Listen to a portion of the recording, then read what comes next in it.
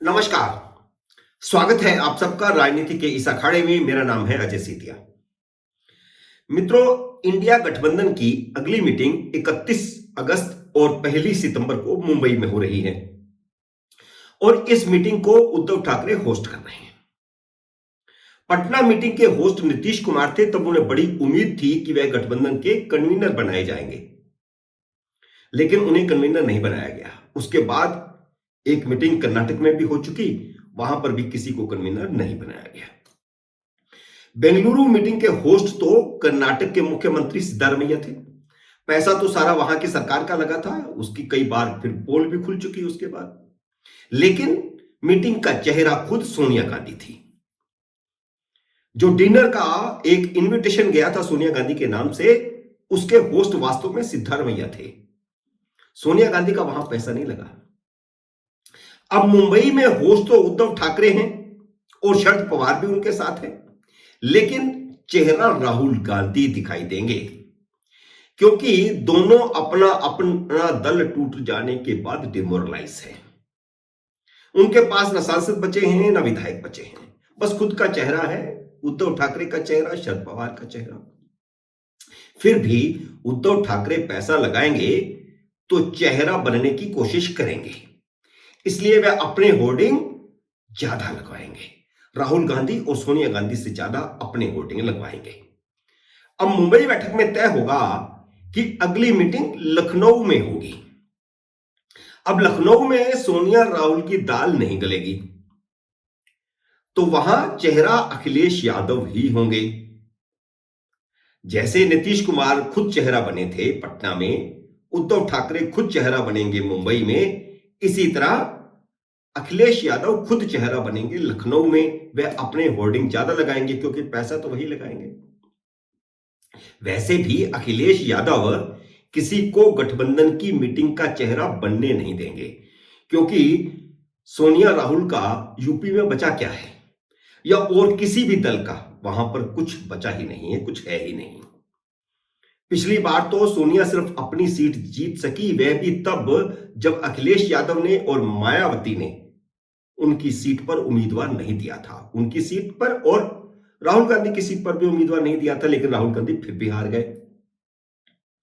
मैं पहले ही यह घोषणा क्यों कर रहा हूं कि अगली बैठक लखनऊ में होगी, तो इसका कारण यह है कि सोनिया गांधी बिहार, महाराष्ट्र, उत्तर प्रदेश और पश्चिम बंगाल से गठबंधन के सहारे और कर्नाटक में खुद के बूते पर अपनी सीटें बढ़ाने की रणनीति बना चुकी है।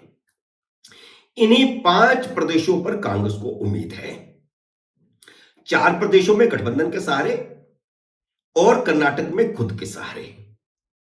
बिहार, कर्नाटक और महाराष्ट्र के बाद यूपी और बंगाल बचे हैं, तो अगली 2 मीटिंगें यूपी और बंगाल में होंगी। पहली मीटिंग अब यूपी में होगी और उसके बाद बंगाल में होगी। कर्नाटक को हम अलग रख सकते हैं, जहां कांग्रेस का भाजपा से सीधा मुकाबला होगा। गठबंधन वाले इन 4 राज्यों की 210 सीटों में से कांग्रेस पिछली बार सिर्फ 5 सीटें जीती थी। भारतीय जनता पार्टी अकेले 121 और गठबंधन के साथ एनडीए 164 सीटें जीता था। इन चारों राज्यों में गैर भाजपा दल सिर्फ 46 सीटें जीती थी और इनमें सबसे ज्यादा तृणमूल कांग्रेस की 24 सीटें थी। इन 46 में से जो बाकी 46 सीटें टोटल बची, उनमें से बसपा इंडिया गठबंधन में शामिल नहीं है, जो 10 सीटें जीती थी। लेकिन एनडीए से टूटकर जेडीयू और उद्धव ठाकरे की शिवसेना इंडिया गठबंधन में आ गई है, जिनकी करीब करीब 34 सीटें थीं।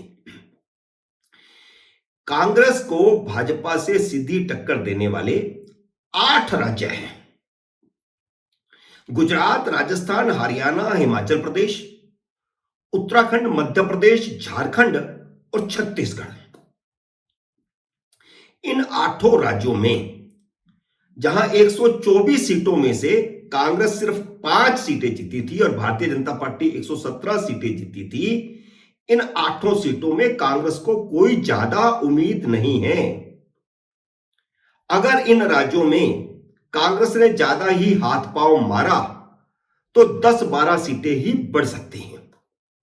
5 की बजाय 17 हो जाएंगी, 15 हो जाएंगी, इसके अलावा नहीं। तो उसकी उम्मीद कहां है? उसकी उम्मीद है यूपी, बिहार, बंगाल और महाराष्ट्र में। और इन चारों राज्यों में वह 5 से 55 होने की उम्मीद पाए हुए है। 50 सीटें बढ़ाना चाहती है इन सिर्फ 4 राज्यों में।